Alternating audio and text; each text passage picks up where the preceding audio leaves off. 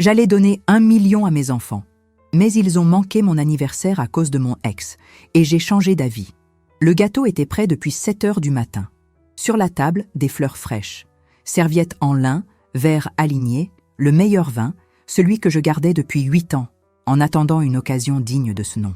66 ans, mon anniversaire. Et j'avais un secret. Le genre de secret qui change les destins. J'avais gagné au loto. 19 700 et quelques milliers d'euros. Après les impôts, il en restait 12, net. J'allais le leur annoncer au déjeuner. J'allais donner 1 million à chacun de mes enfants. J'allais leur remettre les clés de 2 maisons de luxe, une pour Camille, l'autre pour Sébastien. J'allais leur dire « Tenez, pour tout ce que nous avons traversé, pour la femme que j'ai été, pour la mère que j'ai essayé d'être. » Mais l'horloge a dépassé 2 heures, puis 3 heures. À 6 heures, j'ai appelé Camille. Pas de réponse. Sébastien a vu le message, mais n'a pas répondu. À 8 heures du soir, j'ai reçu une photo du téléphone de leur cousine, probablement envoyée par erreur. Ils souriaient, tous les deux, enlacés à leur père et à la femme qui a détruit mon mariage, Carole, avec son sourire de vitrine, assise entre mes enfants, comme si c'était elle qui les avait élevés. La légende ? Famille réunie. J'ai fermé le téléphone. Mes mains tremblaient. Il ne s'avéra pas que le matin même, j'avais rempli les chèques, signé les contrats, tout rangé dans le tiroir, attendant juste un « joyeux anniversaire ». Mais ce que j'ai reçu fut le silence et le portrait de mon remplacement. Le vin était toujours bouché, mais quelque chose en moi venait de se briser. Et tandis que je déchirais le papier de la bougie du gâteau, une question me brûlait de l'intérieur. Que se passe-t-il lorsque la femme que tout le monde a ignorée décide qu'elle ne doit plus rien à personne? Si cette histoire vous a déjà captivé dès la première minute, imaginez ce qui reste à venir. Ici, chaque vidéo révèle ce que personne n'a le courage de raconter. Abonnez-vous maintenant et activez la cloche. Je m'appelle Nathalie. Mais pendant des décennies, personne ne m'a appelée ainsi. J'étais juste maman. Ou, quand ils voulèrent quelque chose, mamounette. J'ai été l'épouse d'un homme qui m'a trompée avec la voisine. J'ai élevé 2 enfants seuls. J'ai travaillé pendant 30 ans comme secrétaire dans un hôpital public à Paris, où ils connaissaient mon café, mes maux de tête et le nom de mes enfants, mais jamais le mien. Je me levais à 5 heures. Je me couchais à 11 heures. Même fatiguée, je préparais le déjeuner du dimanche. Même humiliée, je souriais à Noël. Je n'ai jamais été du genre à me plaindre, mais je n'ai jamais été faible non plus. J'ai juste appris très tôt qu'une femme trop forte fait peur. Alors j'ai dissimulé. Je me suis vêtue de patience, je me suis maquillée de résilience. J'ai ravalé mes larmes quand Sébastien est parti vivre avec son père. Je souriais quand Camille disait que Carole était tellement moderne. Elle comprend tout, maman. Même le Bitcoin, comme si l'intelligence se mesurait en application. Au fond, je me sentais remplacée, comme si mon époque était révolue, comme si j'étais devenue une page jaunie d'un livre que plus personne ne voulait lire. Pourtant, je donnais amour, soutien, virement bancaire. J'ai aidé Sébastien avec l'apport pour son appartement. J'ai payé la moitié du master de Camille. Il disait qu'il me rembourserait, mais ils ne m'ont jamais remboursé, ne serait-ce qu'un dimanche avec moi. Et pourtant, je les attendais. À table, avec tout de près, le cœur ouvert. Je croyais qu'un jour, juste en voyant mes efforts, ils reviendraient à moi, à la maison, vers celle qui n'avait jamais cessé d'être là. Sauf qu'à cet anniversaire, j'ai compris une chose. J'étais devenue un décor, une figurante. J'étais la personne qui nettoie la scène avant que le spectacle ne commence. Et le spectacle de leur vie avait déjà une nouvelle distribution. Avec la méchante qui m'a volé mon mari dans le rôle principal. Nathalie n'était qu'une note de bas de page. Jusqu'à ce jour, jusqu'au moment où j'ai réalisé que ma plus grande faute n'avait peut-être pas été de trop donner, mais d'avoir accepté trop peu. Et quand une femme s'en rend compte, plus rien n'est jamais pareil. Je n'ai jamais voulu le luxe. Je ne rêvais pas de Paris, de bijoux ou d'une voiture importée. Mon plus grand désir était autre, simple, mais dévastateur. Je voulais juste qu'on se souvienne de moi. Je voulais entendre le bruit de la clé tournant dans la serrure et quelqu'un dire « Je suis rentrée, maman ». Je voulais un câlin en plein après-midi, sans raison. Un café fait par une autre paire de mains que les miennes. Un message au milieu de la journée. « J'ai pensé à toi ». cela peut sembler peu. Mais pour quelqu'un qui a passé sa vie à être utile, être aimé sans utilité est un miracle. J'ai passé des années à penser qu'il suffisait d'être présente. Si j'étais une bonne mère, une bonne employée, une bonne ex-femme, le monde me rendrait le respect. Je me donnais en attendant la réciprocité, et le silence venait en réponse. Sébastien disait toujours que je dramatisais, que le monde était pressé, que tout le monde était ingrat de toute façon. Camille était plus subtile. Elle disait que je devais me mettre à jour, sortir plus, être plus légère. Que tout ce que je ressentais était un truc de sa génération. Mais au fond, je voulais juste être écoutée, vue, peut-être même admirée. Je me souviens d'une fois où j'ai cuisiné le plat préféré de Sébastien. Il est arrivé, a mangé, s'est levé et parti. Il n'a rien dit. Même pas un « c'était bon ». Ce jour-là, j'ai pleuré dans la salle de bain. Pas par manque de compliments, mais parce que je me suis sentie invisible, comme si n'importe qui aurait pu être là à ma place. Et pourtant, je continuais d'essayer. Avec Camille, j'achetais des fleurs à chaque fois qu'elle venait me voir. Je savais qu'elle aimait la lavande, mais je n'ai jamais su si elle l'avait remarqué. C'est étrange comme on s'habitue à être ignoré. Avec le temps, j'ai cessé d'attendre, mais je n'ai jamais cessé de rêver. Je rêvais d'un anniversaire où il se battrait pour savoir qui arriverait le premier. D'une table pleine d'éclats de rire, pas d'excuses. Je voulais que quelqu'un me regarde et me dise « Maman, tu as tout fait, maintenant c'est à notre tour ». Mais ce n'est jamais venu. Une photo est venue, une légende, et le visage de la femme qui a volé mon mariage, maintenant entourée de mes enfants. Là, j'ai réalisé que mon désir n'était plus la reconnaissance. C'était la réparation. Je voulais qu'ils comprennent, vraiment, ce que ça coûtait d'être une mère. Je voulais qu'ils ressentent dans leur chair l'abandon qu'ils m'avaient infligé, le silence qu'ils m'avaient offert, la froideur qu'ils avaient normalisée, et non par vengeance, mais parce que seulement ainsi, seulement en le sentant dans leur chair, ils pourraient comprendre tout ce qu'un jour ils avaient ignoré. Gagner au loto m'a donné du pouvoir, mais ce que je voulais vraiment, c'était le choix. Je voulais enfin me choisir, pas par colère, mais par respect. Parce que si même eux ne me voient pas, qui d'autre le fera? Et s'ils ne savent pas ce que je vaux, il est peut-être temps de le leur montrer, avec moins de mots et plus d'absence. Et le plus ironique, le jour où j'allais tout donner, fut le jour où j'ai commencé à tout reprendre. Pas par manque d'amour, mais parce que l'amour, seul, ne soutient pas une vie. Ce matin-là, je me suis réveillée avant le lever du soleil. C'était mon anniversaire, 66 ans. Je me suis levée avec les genoux qui craquaient, mais le cœur léger. J'avais décidé, aujourd'hui serait différent. Aujourd'hui, je n'allais pas seulement attendre, j'allais offrir. Je suis allée à l'armoire et j'ai pris le dossier bleu. À l'intérieur, les contrats. 2 belles maisons, une pour Camille, une pour Sébastien. L'emplacement était parfait, toutes 2 dans des quartiers tranquilles et verdoyants. Avec un jardin, un barbecue, de l'espace pour des enfants qui viendraient peut-être un jour. J'ai fermé le dossier avec soin. À côté, 2 chèques remplis, 1000 euros pour chacun. Je me suis assise à table où se trouvaient déjà les couverts en argent, les serviettes en lin, les verres en cristal hérités de ma grand-mère, le vin français, celui que leur père détestait, mais que j'adorais. Enfin, j'allais l'ouvrir. Dans la cuisine, l'odeur du poulet rôti envahissait tout. Le genre de déjeuner que je prépare habituellement quand je veux que quelqu'un revienne. Et je le voulais. Je les voulais, eux, là. À 11h30, j'ai envoyé un message sur le groupe. Le déjeuner est prêt. Je vous attends. J'ai ajouté 2 petits cœurs à la fin. Une bêtise. Mais ça faisait longtemps que je n'avais pas utilisé d'emoji. Camille a répondu peu après. « Maman, je risque d'être un peu en retard. Un client de dernière minute. Mais j'arrive, d'accord ? Sébastien, 1 demi-heure plus tard. C'est la course ici. Mais j'essaie de partir avant 15h. J'ai hoché la tête toute seule, comme s'ils me voyaient. D'accord, ils essayaient. Mais 15h est devenu 16h. 16h est devenu 18h. La nourriture a commencé à sécher dans le four. J'ai commencé à couvrir les plats de film alimentaire. À 19h, j'ai reçu un message. Pas d'eux. D'Aurélie, ma nièce. Regarde ça, tata. C'est fou. C'était une photo. Eux, tous les 2. Camille et Sébastien. Chez leur père, avec Carole, assis à table, souriant, tenant des coupes de champagne. La légende?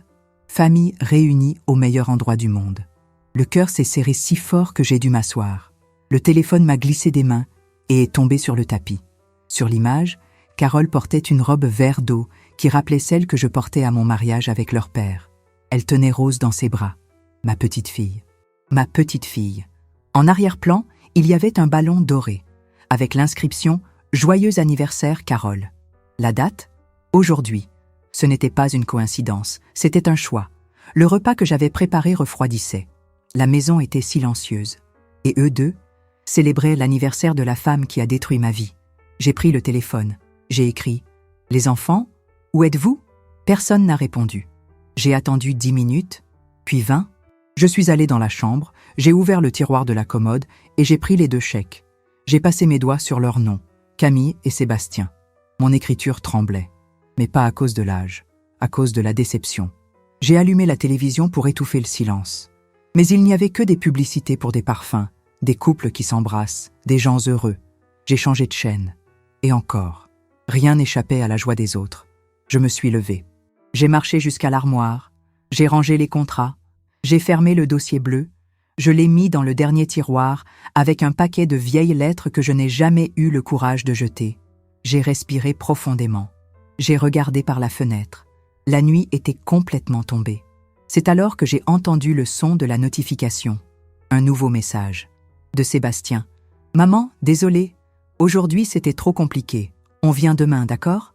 Rien de plus. Pas de joyeux anniversaire. Pas de photo de moi, pas de message vocal. Camille n'a même pas envoyé ça. C'est là, à cet instant précis, que j'ai compris. Ils avaient choisi. Et moi, enfin, je pouvais aussi choisir. Choisir de me lever de cette table. Choisir de garder ce qui était à moi. Choisir de ne plus être disponible. Choisir de ne plus m'effacer pour leur faire de la place. Et pour la première fois depuis des années, j'ai éteint mon téléphone. Le lendemain, je me suis réveillée plus tôt que d'habitude. Pas parce que j'avais bien dormi, mais parce que le sommeil n'est pas venu. J'ai passé la nuit à écouter le tic-tac de l'horloge de la cuisine, comme si chaque seconde disait « Ils ne sont pas venus, ils ne sont pas venus ». À 9h du matin, j'ai entendu la sonnette. J'ai ouvert la porte lentement, encore en pyjama froissé et les yeux gonflés.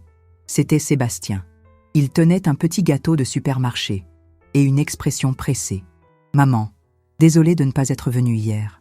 C'était la course. Mais joyeux anniversaire !» Il a forcé un sourire. Il m'a embrassé sur le front et est entré comme si de rien n'était.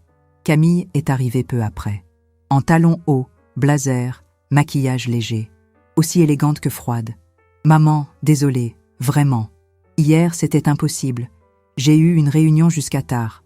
Et aujourd'hui, je suis venue tôt pour compenser. » Elle m'a serré dans ses bras comme on serre un client important. Pas une mère. J'ai simplement souri, sans montrer les dents. Ils se sont assis à table, le gâteau encore dans son sac en plastique. « Où est la nourriture ?» a demandé Sébastien. « Hier, ça sentait le poulet rôti jusqu'à dehors », a ajouté Camille en riant. Je n'ai pas répondu. Je suis allée dans la cuisine, j'ai sorti les plats recouverts de film alimentaire du réfrigérateur, je les ai mis au micro-ondes, un par un. Le silence s'est installé. Ils ont regardé leur téléphone, ont échangé des messages avec quelqu'un, ont ri d'une blague que je n'ai pas entendue. La nourriture se réchauffait et mon cœur se refroidissait. Quand je me suis assise à table, Sébastien se servait déjà du riz. « Maman, tu sais qu'on t'aime, n'est-ce pas ?»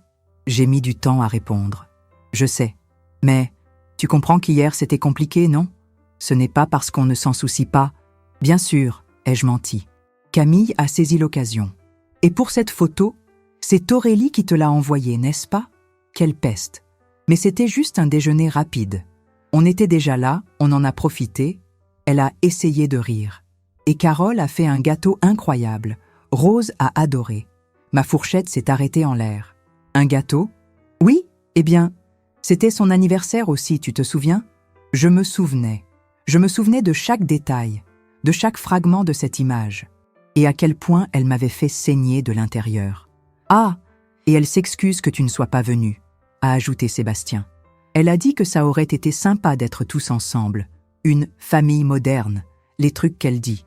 Camille a hoché la tête. « Maman, elle n'est pas aussi méchante que tu le penses. » J'ai fermé les yeux une seconde. Quand je les ai rouverts, Camille beurrait son pain. avec le même naturel que quelqu'un qui ne voit pas la douleur de sa propre mère à table. Elle n'a jamais été méchante. Elle a juste été trop douée pour détruire, ai-je dit. Ils sont restés silencieux, mais seulement un instant. Maman, Camille a levé les yeux au ciel. Tu dois surmonter ça. On l'a surmonté il y a des années, a complété Sébastien. Tu sais ce qui te manque? De la légèreté. Carole, elle est légère, même avec Rose. Elle ne fait pas de drame pour tout. Ça m'a frappé comme une gifle. Légèreté. Comme si le poids que j'ai porté toute ma vie était mon choix. Comme si la maternité, l'abandon, la trahison étaient des caprices. Je me suis levée de table lentement. « Où vas-tu » a demandé Sébastien, encore avec du riz dans la bouche. « Chercher les contrats. » « Les contrats ? Vous allez comprendre. » Je suis allée dans la chambre. J'ai pris le dossier bleu. Je suis retournée dans le salon. Ils ont regardé sans comprendre. J'ai ouvert le dossier. J'ai montré les 2 contrats des maisons. Puis, l'échec. Silence. Camille a écarquillé les yeux. Qu'est-ce que c'est? C'était censé être le cadeau d'anniversaire. Pour vous? Sébastien s'est redressé sur sa chaise. C'est sérieux? Ça l'était? L'était? J'ai fermé le dossier calmement. Je les ai regardés dans les yeux. Hier, j'ai attendu jusqu'à minuit. J'ai attendu un message, un audio, un emoji, n'importe quoi. Mais vous étiez trop occupés. Maman, a commencé Camille. Non, écoutez. Ma voix n'a pas tremblé. J'ai passé ma vie à dire oui, à donner plus que ce que j'avais, à ravaler mes larmes pour que personne ne les voie. Vous n'avez aucune idée de ce à quoi j'ai renoncé pour vous. Ils sont restés silencieux. J'ai gagné au loto, 19 millions. Mais je pensais que le plus grand cadeau serait de vous voir ici, avec moi, célébrant, me regardant comme quelqu'un qui compte. Camille a porté la main à sa bouche. « Tu as gagné? Tout ça? » « Oui. Et tu... allais nous donner ces maisons? » « Oui. Pourquoi tu ne le fais plus? » Je me suis approchée de la table. J'ai baissé le ton. Parce que hier, j'ai compris que je n'ai plus besoin de mendier de l'amour. « Maman, on ne l'a pas fait exprès, » a tenté de justifier Sébastien. Vous l'avez fait par choix. Vous avez choisi la femme qui a détruit ma vie. Vous avez choisi la légèreté, la modernité, le silence. Maintenant, assumez-le. J'ai repris le dossier. Je suis allée dans la chambre. Je l'ai rangé. Quand je suis revenue, ils étaient toujours là, assis, abasourdis. Mangez, si vous voulez. Ensuite, vous pouvez partir. J'ai monté les escaliers les yeux secs. Mais à l'intérieur, c'était comme si on m'avait poignardé. J'ai fermé la porte de la chambre avec soin. Comme si un bruit de plus allait tout faire s'effondrer. J'ai appuyé mon dos contre le bois. J'ai glissé lentement jusqu'au sol. Là, assise entre le tapis et le mur, j'ai ressenti une douleur ancienne, mais qui avait maintenant un nom. L'invisibilité. Ce n'était pas seulement de la tristesse. C'était de l'humiliation. Le pire dans le fait d'être oublié, c'est quand on se rend compte qu'on se souvenait trop. De tout le monde. De chaque anniversaire qui n'a jamais été le mien. De chaque cadeau que j'ai acheté seul et envoyé avec leur nom sur l'emballage. De chaque fois que j'ai caché mes larmes pour ne pas déranger. Et pourquoi? Pour entendre que je suis trop lourde, que je fais des drames, que l'autre est plus légère. Légère, comme si j'avais eu le choix de flotter quand je sombrais pour les maintenir tous les 2 à la surface. Ma tête a commencé à me lancer. Je me suis levée lentement. J'ai marché jusqu'au miroir. L'image qui m'a regardée en retour était inconnue. Des cernes profonds, des lèvres sans couleur, des rides que je n'avais jamais remarquées auparavant. Mais ce n'était pas seulement le visage, c'était le regard. Il ne reflétait pas la colère, ni la tristesse. Il était vide, comme si le feu s'était éteint à l'intérieur. J'ai ouvert le tiroir de la commode. J'ai pris la lettre que la banque m'avait envoyée, le document qui confirmait mon nouveau compte, le transfert du gain, 12 320 000 €, une fortune. Et pourtant, je me sentais ruinée, pire que pauvre, invisible. J'ai relu la lettre, phrase par phrase. Là, il était écrit que j'étais méritante, que j'avais été tirée au sort, choisie. Un jeu de chiffres m'avait reconnue plus que mes propres enfants. J'ai plié le papier, je l'ai remis dans le tiroir, tout en bas, comme si je n'étais pas encore prête à affronter l'idée que maintenant, je pouvais tout faire, tout, sauf être aimée par ceux qui comptèrent le plus. Je me suis assise sur le bord du lit, les mains sur les genoux. Et j'ai commencé à parler toute seule, comme je le faisais quand j'étais enfant. Ils ne savent pas. Ils ne savent pas qu'ils ont été tout, que je me suis effacée pour éclairer leur chemin, que j'ai renoncé à ma dignité pour qu'ils puissent dire avec fierté « c'est ma mère ». Mais ils ne l'ont jamais dit.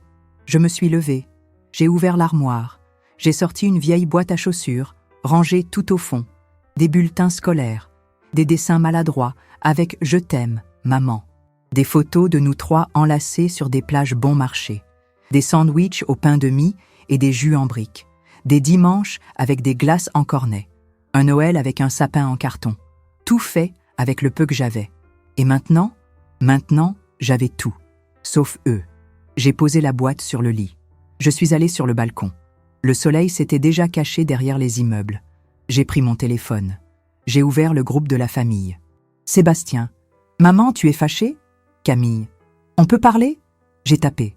J'ai effacé. J'ai tapé à nouveau. J'ai effacé encore une fois. J'ai fermé l'application. La sonnette a retenti. J'ai ignoré. Des coups à la porte. Plus insistants. Puis, le silence. Je me suis cachée dans l'obscurité de la chambre. Je sentais mon corps trembler. Pas de peur, mais de quelque chose de nouveau. La liberté, peut-être. Ou c'était juste le début. Je suis allée dans la cuisine. J'ai pris une tasse. J'ai fait une tisane. Le bruit de l'eau qui bout, l'odeur de la menthe. Tout cela me ramenait à moi, peu à peu. Chaque gorgée était comme un murmure disant « Tu es toujours là ». J'ai ouvert un carnet. J'ai écrit une phrase en haut de la page. Quand est-ce que je me suis perdue? Je suis restée à la regarder, sans réponse, mais avec l'envie de le découvrir. Cette nuit-là, j'ai dormi sans oreiller, la lumière éteinte, et une certitude grandissant lentement. Si j'ai été oubliée, ce sera désormais par mon choix. Le lendemain, si on m'avait demandé comment j'allais, j'aurais répondu « en reconstruction ». Le lendemain matin, je me suis levée sans hâte. Il n'y avait pas de casserole sur le feu, ni de nappe sur la table. Rien ne m'appelait, et pour la première fois depuis longtemps, je n'ai répondu à personne d'autre qu'à moi-même. J'ai mis des vêtements simples, une chemise blanche, un pantalon en lin. J'ai pris mon sac, clé, téléphone, le dossier bleu. J'ai descendu les escaliers en silence, le genre de silence qui ne fait plus mal. Maintenant, c'était un choix. Je suis sortie sans prévenir. Le taxi m'attendait au portail. J'ai donné l'adresse de la banque d'une voix ferme. Pendant le trajet, j'ai regardé par la fenêtre. Pour la première fois depuis des années, j'ai remarqué les immeubles, les arbres, les gens qui marchaient avec des écouteurs. Et j'ai pensé, combien de femmes comme moi sont là, faisant semblant d'aller bien? Je suis arrivée à la banque. L'agent de sécurité a souri. « Madame Nathalie, bonjour ?»« Bonjour », ai-je répondu, pour la première fois avec plaisir. La directrice m'attendait déjà. Table en verre, café chaud, moquette propre. « Votre investissement est en sécurité, Nathalie. Vous avez plus de liberté que vous ne l'imaginez. » Elle m'a tout expliqué calmement. Rendement, immobilier, possibilités. Chaque mot était une corde coupée, comme si je défaisais peu à peu les nœuds qui me maintenaient attachés au besoin d'être accepté. J'ai signé les papiers. J'ai un peu tremblé, mais pas de peur. C'était ma main qui se réhabituait à avoir le contrôle. À la fin de la réunion, elle m'a donné un nouveau dossier, noir, avec mon nom gravé en lettres dorées. Nathalie, nom de famille. Seule. Sans mère de, épouse de, ex de. J'ai souri. Au retour, j'ai acheté des fleurs, de la lavande. Ce n'était pas pour Camille, c'était pour moi. J'ai aussi acheté un vase en céramique bleu marine et une carte. J'ai écrit de ma main malhabile, pour celle qui se souvient de qui tu es. Je suis rentrée en début d'après-midi. La table portait encore les traces de la veille. J'ai tout enlevé. J'ai lavé les assiettes, les verres, les traces. Et avec la saleté, j'ai lavé la culpabilité. Je suis montée dans la chambre. J'ai rangé le dossier noir à la place du bleu. C'était symbolique. La nouvelle phase poussant l'ancienne vers le bas. J'ai pris mon carnet. J'ai écrit une autre phrase. Aujourd'hui, j'ai commencé à exister pour moi. La sonnette a de nouveau retenti. J'ai ignoré. Mon téléphone a vibré. Message de Camille. « Maman, on peut parler? Ce qui s'est passé hier était bizarre. Sébastien, je n'ai pas compris cette histoire d'argent. Tu vas bien? » Drôle. Il ne me cherchait que lorsqu'il ne comprenait pas quelque chose. Quand il sentait que ce que j'avais pouvait leur échapper. Mais j'étais calme, pas triste, pas euphorique, juste différente. J'ai mis le téléphone en mode avion. J'ai décidé de sortir à nouveau, Je suis allée dans une vieille librairie du centre. J'ai acheté un roman policier et une bougie à la vanille. J'ai fait un tour sur la place. J'ai vu des enfants courir, des dames âgées jouer au domino, des couples se disputer à voix basse. Je me suis assise sur un banc et j'ai respiré profondément. À côté de moi, une dame aux cheveux blancs attachés en chignon et portant des lunettes de soleil. « Premier jour de liberté ?» a-t-elle demandé, avec un sourire presque devin. « Première vie de liberté », ai-je répondu. Elle a ri. « Bienvenue. Ce n'est pas aussi effrayant que ça en a l'air. Nous avons parlé pendant 1 heure. Elle s'appelait Sylvie. Elle avait perdu son mari il y a 10 ans, élevé 3 enfants. Aujourd'hui, elle vivait seule. On pense que la solitude est une punition, a-t-elle dit. Mais parfois, la solitude est une bénédiction. Je lui ai dit au revoir en la serrant dans mes bras. De retour à la maison, j'ai mis le livre sur l'étagère, la bougie sur la table de chevet et la lavande dans le salon. Je me suis assise sur le canapé, j'ai pris une autre tisane. À la camomille cette fois. J'ai regardé autour de moi. La maison était la même. Mais moi, je n'étais plus la même. À la télévision, il y avait un documentaire sur les femmes entrepreneurs de plus de 60 ans. J'ai souri. Je ne m'étais jamais imaginé entreprendre. Mais, d'une certaine manière, c'est ce que je faisais. J'entreprenais ma liberté. J'investissais dans la femme qui restait après que tout le monde soit parti. J'ai fermé les yeux. Et pour la première fois depuis longtemps, je n'ai pas eu besoin de réponse pour savoir qui j'étais. J'étais Nathalie, entière. Si, à un moment de cette histoire, vous vous êtes reconnu, respirez profondément et commentez ci-dessous, cela me concerne aussi. Votre like et votre voix comptent ici. Chaque mot partagé est un pas pour ne plus se sentir si seul. On y va ensemble. Aimez, commentez, reconnaissez-vous. Lundi, je me suis réveillée avec un son que je n'avais pas entendu depuis des années. Un silence qui ne fait pas mal. Je me suis levée tôt, mais pas par obligation. J'ai ouvert la fenêtre et j'ai laissé le soleil entrer directement, sans peur d'exposer les fissures des murs, ni les miennes. Sur la table de la cuisine, un nouveau carnet. Titre sur la couverture, chose que personne ne m'a demandé, mais que je sais. J'ai écrit la première page calmement. J'aime les orchidées. Je déteste qu'on m'interrompe. J'ai pleuré en cachette à la remise de diplôme de Camille. J'ai envie de voyager seule dans un endroit où personne ne me connaît. J'existe, même quand personne ne le remarque. J'ai fermé le carnet avec fierté. Il était à moi. Tout ce qu'il y avait dedans n'était qu'à moi. À 10 heures, j'ai reçu un autre message de Sébastien. « On peut déjeuner aujourd'hui ?» J'ai ignoré. À 11 heures, Camille a appelé. J'ai laissé sonner jusqu'à tomber sur la messagerie. À la 2e tentative, elle a laissé un message vocal. « Maman, tu vas bien ? Je suis inquiète. Tu n'as jamais été du genre à t'éloigner comme ça. C'est à cause de ce qu'on a dit ? Parce que si c'est le cas, je pense qu'on a exagéré. J'étais nerveuse. Curieux comme leur nervosité devenait toujours une excuse. Mais la mienne était une exagération. J'ai mis le téléphone dans le tiroir. Éteint. J'ai décidé de sortir. Mais cette fois, pas pour fuir, pour choisir. Je suis allée dans une friperie du centre-ville. Une petite, cachée entre une animalerie et une quincaillerie. Là, j'ai acheté un fauteuil ancien, en velours bordeaux. Coût élevé. Mais le confort était pour l'âme. J'ai demandé à ce qu'on me le livre. Sur le chemin du retour, je suis entrée dans une papeterie et j'ai acheté un tableau en liège, des punaises colorées, des post-it. Chez le fleuriste, j'ai acheté un plant de jasmin. L'après-midi est passé sans hâte. Pendant que le soleil dorait les meubles, j'ai aménagé mon coin. Le fauteuil dans le coin du salon, à côté de l'étagère. Le tableau en liège au-dessus. Sur le mur, le premier post-it. Tu n'as pas besoin de permission pour recommencer. Le téléphone restait silencieux. Mais cette fois, ça n'avait pas d'importance. Je me suis assise dans le fauteuil. J'ai pris un livre. J'ai lu pendant 1 demi-heure, sans interruption, sans culpabilité. Le soir, j'ai préparé un dîner léger juste pour moi. Lasagne d'aubergine, vin blanc et une assiette en porcelaine que j'avais toujours gardée pour les invités. Maintenant, l'invité, c'était moi. La lumière de la cuisine se reflétait dans le verre. Et là, seule, j'ai trinqué. À Nathalie, ai-je murmuré. À la femme qui a toujours été là, même quand personne ne la voyait. Les jours ont passé. Je n'ai pas compté combien. Je n'avais plus besoin de mesurer le temps avec l'absence. J'ai commencé à marcher dans le parc. J'ai sympathisé avec Sylvie, la dame de la place, et avec d'autres femmes qui s'y réunissaient chaque mardi. Elle parlait de la vie, du corps qui change, des enfants qui disparaissent. C'était bon de rire avec des gens qui n'attendent rien de vous si ce n'est votre présence. Un après-midi, Sylvie m'a demandé « Et tes enfants, Nathalie ?» J'ai réfléchi. J'ai mis du temps à répondre. Ils vont bien, ils ont juste oublié qui m'a appris à exister. Elle m'a tenu la main, n'a rien dit. Et ça, c'était tout. Le soir même, je me suis assise devant l'ordinateur. J'ai ouvert un site de billets d'avion. Destination ? Salvador.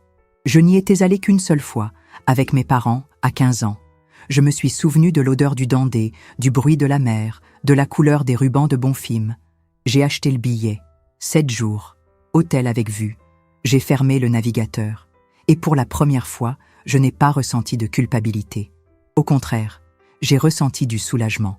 Le lendemain, j'ai apporté mes papiers chez le notaire. J'ai fait mon testament. Sans hâte, sans colère, juste de la clarté. 2 biens immobiliers ont été donnés à un foyer pour femmes. Une partie de l'argent à un projet d'éducation pour les filles en situation de risque. Le reste resterait avec moi, jusqu'à ce que je décide si quelqu'un d'autre le mérite. Au retour, je suis passée à l'église. J'ai allumé une bougie. Je n'ai rien demandé. J'ai juste remercié d'être encore en vie, entière. Et, pour la première fois, libre. Sur le banc de la place, de nouveau avec Sylvie, elle m'a tendu une enveloppe. « Un cadeau ?» a-t-elle dit. J'ai ouvert.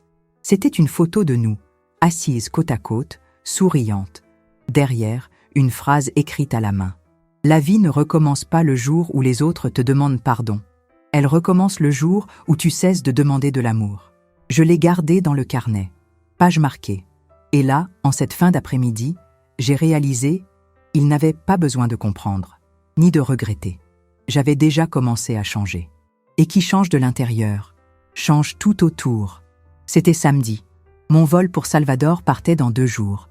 J'avais déjà fait ma valise, des vêtements légers, un livre, des sandales confortables et le nouveau carnet où je notais tout ce que je découvrais sur moi. En ce début de matinée, l'interphone a sonné. « Madame Nathalie, votre fille est là. Elle peut monter. » Je n'ai pas hésité, je n'ai pas tremblé. J'ai ouvert la porte avant même que la sonnette ne retentisse. Camille était là, plus maquillée que d'habitude, comme si elle essayait de dissimuler son malaise avec de l'éclat. « Maman, il faut qu'on parle. Entre. » Elle a traversé le salon, mais s'est arrêtée en voyant le nouveau fauteuil, le tableau de post-it sur le mur, la lavande dans le vase. « Tu as tout changé ici, n'est-ce pas ?»« J'ai changé, » ai-je répondu. « Sébastien m'a dit que tu as disparu, que tu es bizarre. Je n'ai pas disparu. J'ai juste arrêté de crier là où personne n'écoutait. » Elle s'est assise. Sa posture était celle de quelqu'un qui essaie d'être affectueux, mais ne sait pas comment. « Tu es toujours blessée par la photo ?» Il ne s'agit pas de la photo, Camille. Il s'agit de ce qu'elle montre. « Maman, ce n'était qu'un déjeuner. Carole a eu l'idée. On n'a même pas pensé que c'était ton anniversaire. C'était un manque d'attention. C'est tout. C'est exactement ça. C'est tout. » Elle est restée silencieuse. « Camille, sais-tu ce que signifie un « c'est tout » pour quelqu'un qui a passé sa vie à se donner entièrement ?» Elle a détourné le regard. « J'ai vu les chèques, les contrats. Tu allais nous donner des maisons ?» J'ai acquiescé. « Et tu as changé d'avis. » J'ai changé. À cause de ça ? À cause de tout. De ça, de ceux d'avant, de ceux de toujours. Elle s'est passé la main dans les cheveux. « Tu as toujours été si... disponible. On pensait que tu étais bien comme ça, parce que je fais bien semblant. » Camille s'est levée, a marché jusqu'à l'étagère, a regardé le cadre avec une vieille photo. Moi, elle et Sébastien lors d'un pique-nique, en vieux t-shirt et sandwich emballés dans du papier d'aluminium. « Tu as l'air heureuse ici, » dit-elle en montrant le tableau de post-it. « Je le suis. Et nous ?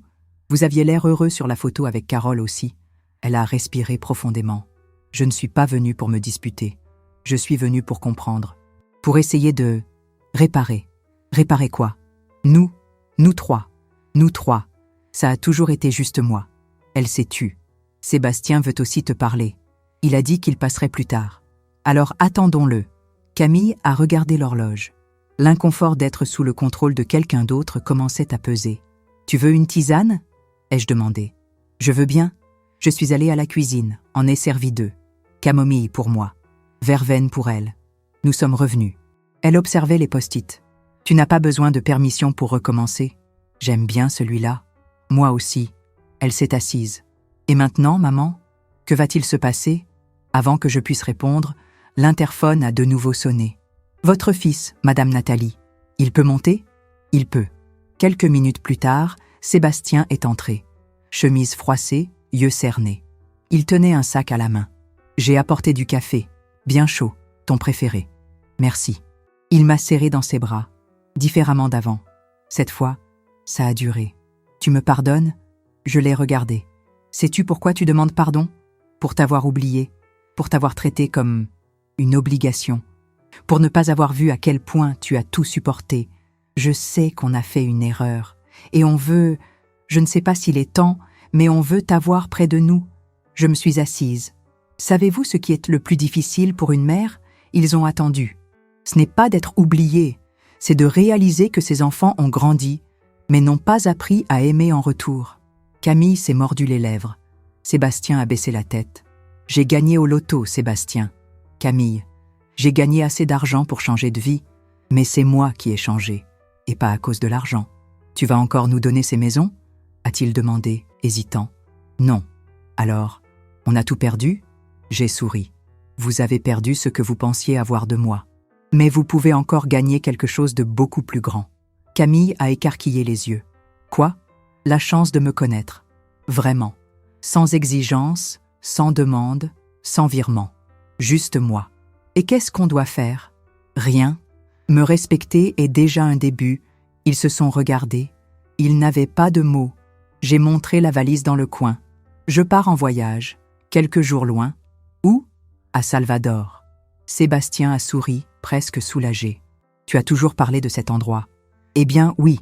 Maintenant, j'y vais. Et quand est-ce que tu reviens? Je ne sais pas, mais quand je reviendrai, j'espère trouver 2 adultes qui savent demander pardon sans peur et écouter sans se défendre. Ils ont acquiescé, sans mots. Nous sommes restés silencieux quelques minutes, chacun avec sa tisane, chacun face à une femme qu'ils n'avaient jamais vue ainsi. Finalement, Camille a dit « Maman, je peux te prendre dans mes bras? Tu peux ?» Nous nous sommes serrés dans les bras. Sébastien s'est joint à nous. Nous sommes restés là, tous les 3, debout, dans une étreinte lente, pleine de tout ce qui avait manqué.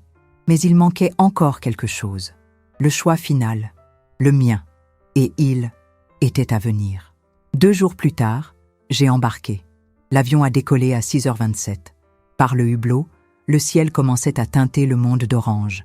Et pour la première fois depuis longtemps, mon cœur aussi se levait. Je suis arrivé à Salvador l'âme légère. Le vent chaud du littoral m'a enveloppé comme une vieille étreinte. À l'hôtel, la vue était entièrement sur la mer. Ce bleu m'a rendu ce que le temps avait essayé de m'enlever. La sérénité. Les premiers jours, j'ai marché sur le sable.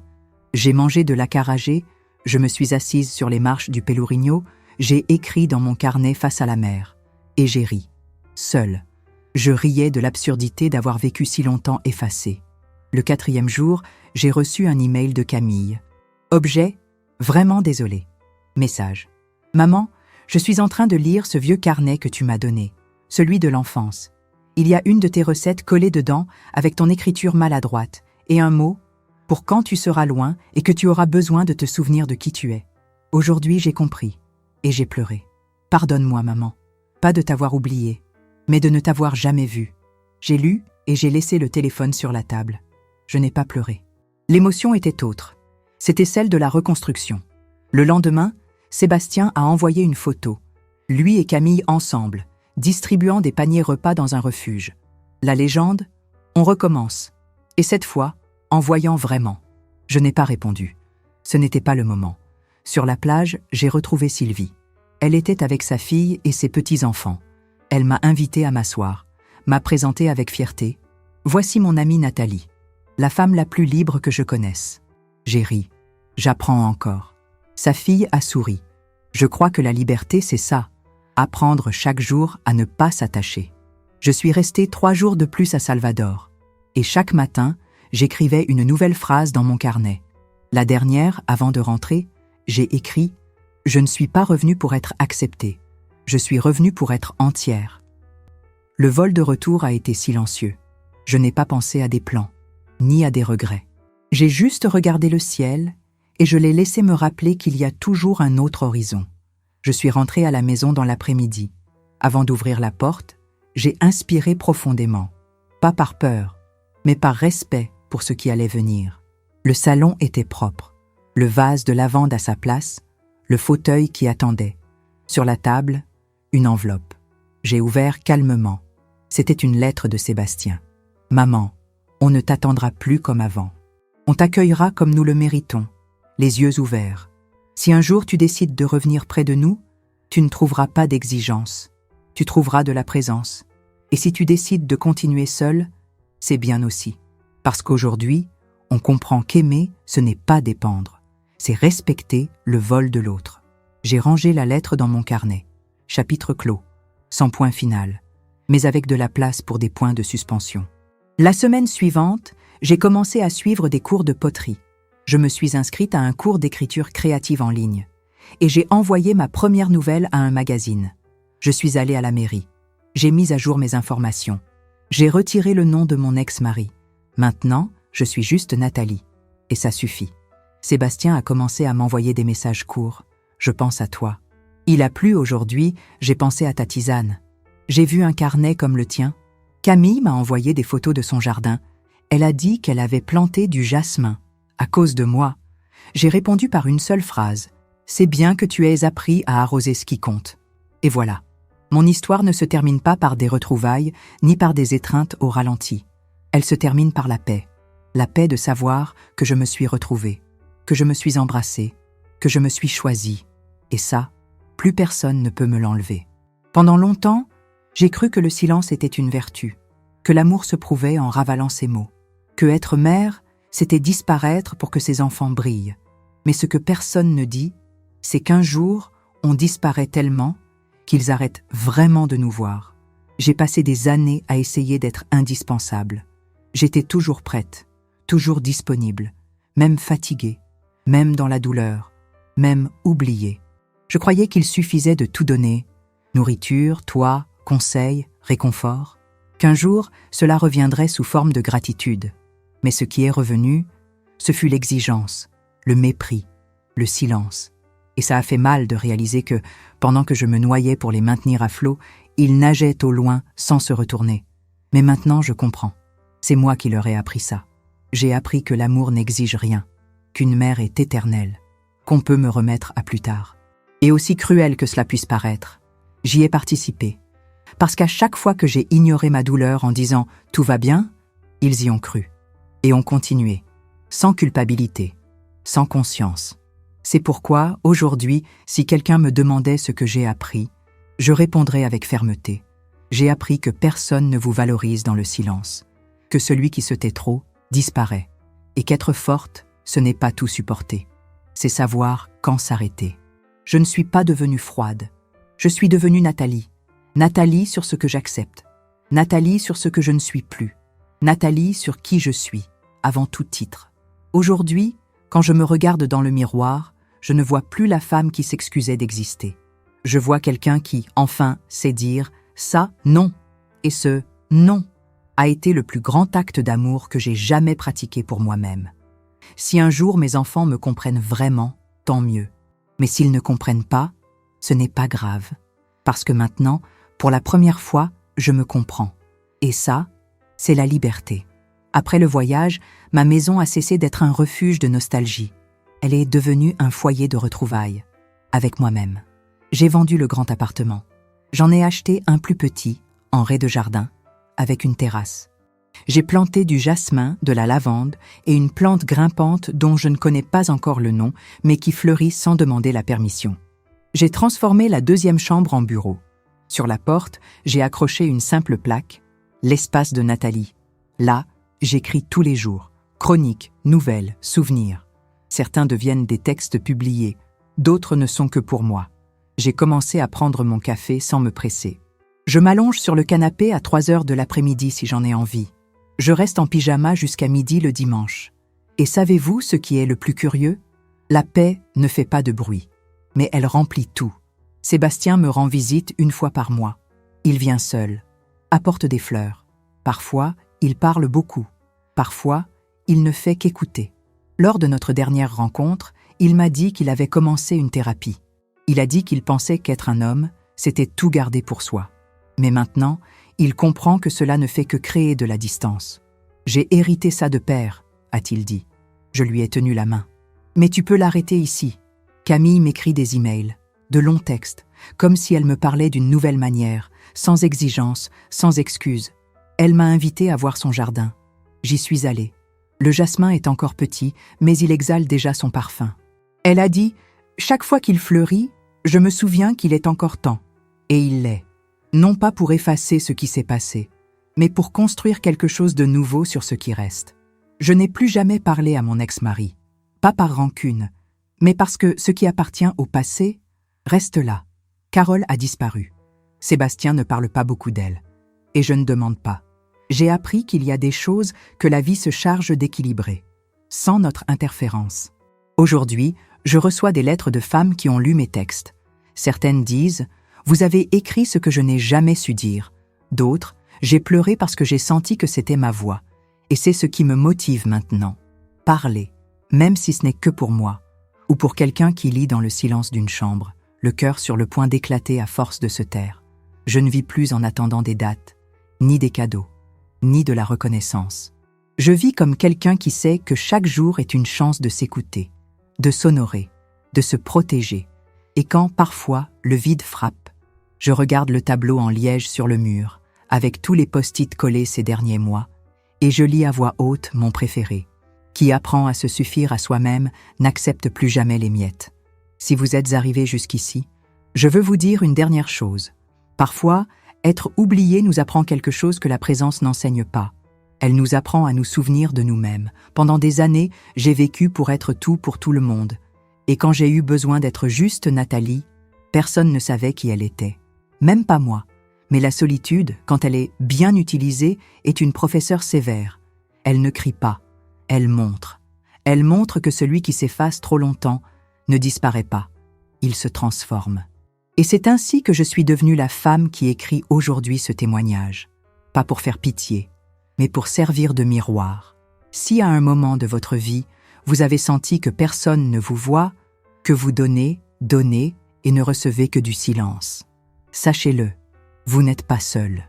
Et plus important encore, vous n'avez pas besoin d'attendre que les autres changent pour commencer à changer votre histoire. Quand j'ai décidé d'arrêter de me justifier, de demander de l'affection, d'implorer de l'attention, le monde ne s'est pas arrêté. Le monde a commencé. Alors, si cette histoire vous a parlé, si elle a touché là où vous pensiez être déjà anesthésié, commentez ci-dessous « Moi aussi, j'ai appris à me choisir ». Et ne gardez pas ça pour vous. Partagez cette vidéo avec une femme qui a besoin qu'on lui rappelle à quel point elle a de la valeur. Parfois, on pense qu'il est trop tard. Mais il n'est jamais trop tard pour se relever, pour se regarder dans le miroir avec dignité et dire « Maintenant, c'est mon tour ». Vous n'avez pas besoin de permission pour recommencer. Vous avez juste besoin de courage. Et si vous avez peur, allez-y avec la peur. Parce qu'à la fin, ce qui reste à celle qui a été oubliée, c'est de se souvenir tous les jours que personne n'a le droit de vous faire sentir petite. Aujourd'hui, je le sais, être mère, être femme, être humaine, c'est se donner de l'amour avant d'en demander. Et si vous l'avez compris ici avec moi, nous ne sommes plus seuls. On se voit dans la prochaine vidéo.